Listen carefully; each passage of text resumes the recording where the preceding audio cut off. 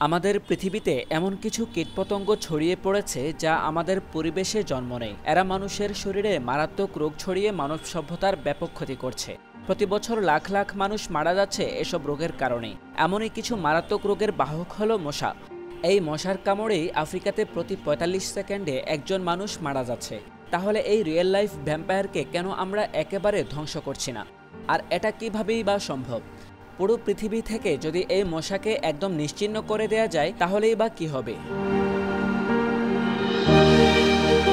আমরা মানুষেরা আমাদের পরিবেশের বিভিন্ন প্রজাতির কীটপতঙ্গ এবং প্রাণীদের বিলুপ্তি রোধ করে তাদের প্রজনন বাড়াতে চাই, কিন্তু আমরা কেউই চাই না মশার বংশবিস্তার লাভ করুক।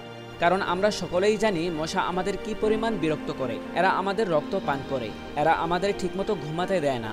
এদের মাধ্যমে ছড়ানো রোগ আমাদেরকে অসুস্থ করে তোলে, আর এসব রোগের কারণে প্রতিদিন প্রায় ৬ লাখ মানুষ মৃত্যুবরণ করে।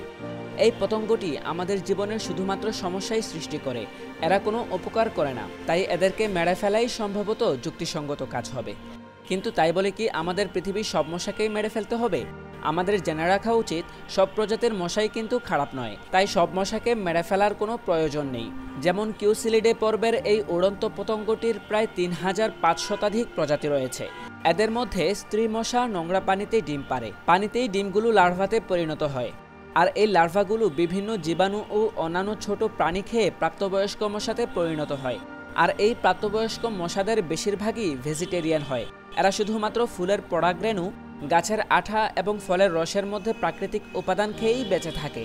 তাই এই প্রজাতিগুলোকে হত্যা করার কোনো প্রয়োজন নেই, কারণ এরা মানুষের কোনো ক্ষতি করে না।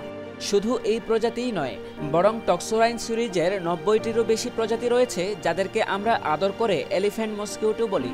তাদেরকেও মারার কোনো প্রয়োজন নেই। এই প্রজাতির মশার লার্ভাগুলো অন্যান্য মশার লার্ভা খেয়ে জীবন ধারণ করে। আর যেসব মশা ননভেজ খাবার পছন্দ করে তাদের মধ্যে শুধুমাত্র ২০০ প্রজাতির মশা আছে যারা শুধুমাত্র মানুষকে বিরক্ত করে। বাকি প্রজাতিরা টিকটিকি এবং পাখির মতো অন্যান্য ছোট প্রাণীর রক্ত পান করে। মশার মাধ্যমে ছড়িয়ে পড়া মারাত্মক রোগগুলি রোধ করা যদি আমাদের মূল উদ্দেশ্য হয়, তাহলে ক্ষতিকর মশার লিস্ট আরও ছোট হয়ে যাবে।